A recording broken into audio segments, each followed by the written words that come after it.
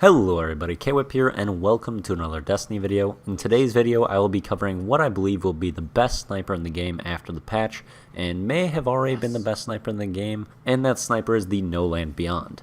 My main points for the No Land Beyond being the best sniper in the game is its versatility being a primary weapon, its ability to fight through flinch, and the other strengths built into the gun, which I'm going to cover a little later in the video. So strength number 1 is the fact that No Land is a primary weapon, so with the upcoming patch, all snipers in the game will not have ammo off spawn, except for the No Land Beyond because it is a primary. So you may be thinking your longbow is the best sniper in the game, but you will not be starting lives with ammo in that sniper, and you will go mini lives where you never have any sniper ammo at all. Also, if you're looking to use a primary that is usually strong with snipers such as a last word or another hand cannon, you will greatly limit your own versatility as you will only be effective in the close range and the shorter medium range. So with these special ammo changes, you may have to change to more well-rounded primaries that don't pair quite as well with snipers. No Land does have some similar issues as you can't really pair it with a shotgun or a fusion rifle anymore because that would give you many lives where you'd only have sniper ammo. However, sidearms are an extremely powerful option paired with the No Land Beyond, and you will spawn with sidearm ammo every life, so you can be strong in the mid to long range with your No Land and strong in the close range with your sidearm. This No Land sidearm combo works very well together as you can body shot someone with the No Land and quickly switch to your sidearm to kill them with usually 2 bullets. This is quite effective as sidearms have great handling, so this process goes very quickly. There's another benefit to No Land being a primary that very few people actually utilize, and that is its potential with the Memory of Galleon artifact. This allows your radar to stay up when aimed on sight, an advantage that no other sniper outside the patience and time can get. This makes it so you can hard scope with the No Land and still be able to see on your radar if someone is pushing in on you from another angle. You can also use the radar to predict when people will peek around corners mid-hard scope so they can be an easy pick for you. The next huge strength that the No Land Beyond has is its ability to hit shots through flinch. With the Rise of Iron update, flinch to snipers was greatly increased, however No Land was largely unaffected by this change. Most weapons, and especially pulse rifles, kick snipers all over the place, making it extremely hard to land a shot after getting hit with a primary.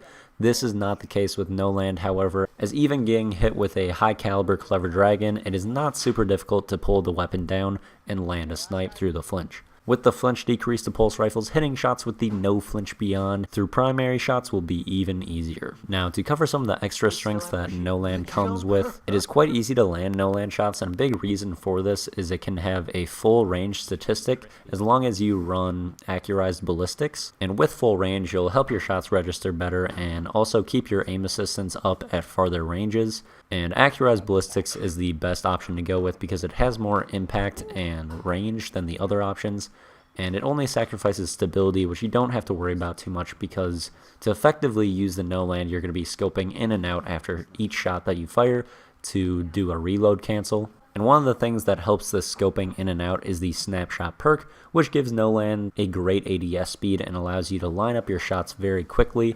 Also, No Land does have a magazine size of 6, which is the largest in the game, with almost all snipers having about 4 shots per mag, so that is a rather forgiving aspect of the gun as well as it is an advantage if you're looking to hit some clips.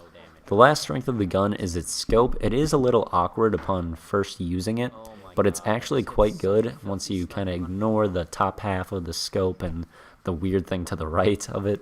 And this scope is good because outside the space that it takes up in the middle, it leaves your peripherals open so you can see things outside of where you are aiming quite well. And this works very well for drag scopes as you can spot someone outside of where you're looking, sweep over and snipe them. So those are all the things that make No Land an unbelievable sniper, but it does have its fair share of weaknesses and things you have to overcome to make the weapon good. The first thing you have to figure out if you want to be good with the No Land is how to reload cancel properly with the weapon, because the fire rate on this sniper is easily the worst in the game. You go through a whole slow animation if you just let it go in between each shot, and it takes an extremely long time, and it's very difficult to play effectively with a No Land if you do not know how to reload cancel. So really it's not a difficult process. Basically after you fire a shot, you just press square to reload and then sprint forward immediately to cancel that reload, and then you can shoot right again. And it just takes a little bit of practice and getting the muscle memory down, and it becomes very easy and fluent once you figure out how to do it. And then another main issue about this gun is that it actually has the perk Mulligan,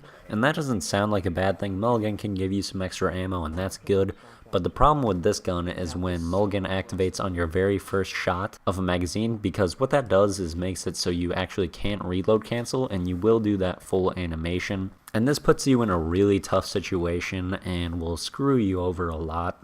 So Mulligan will mess you up every once in a while, and then the no-land can actually lock up sometimes, where your bullet just won't fire, and this usually happens when you do the reload cancel incorrectly. So those are a couple of things you kind of just have to deal with when using the weapon, and will occasionally cause you some issues. So the no-land definitely does have a bit of a learning curve, and it's not a sniper that anyone can just pick up and be very good with, but with some practice, this is the best sniper in the game in my opinion, and has a huge amount of potential, especially in this upcoming meta, when it's the only sniper in the game where you can reliably get special ammo. And so in this meta, I think no-land sidearm is going to be extremely strong, and it's probably going to be a sniper's go-to in Trials of Osiris as well, because you're not going to be able to have sniper bullets to start a lot of rounds, and usually that helps a lot in Trials to get some picks and stuff. So I think a lot of people are going to go no-land sidearm in normal Crucible and in Trials especially, so it's something you may want to get good with if it's not something you have too much experience in. But anyway, that's going to be it for the video. Thanks for watching, and see you later.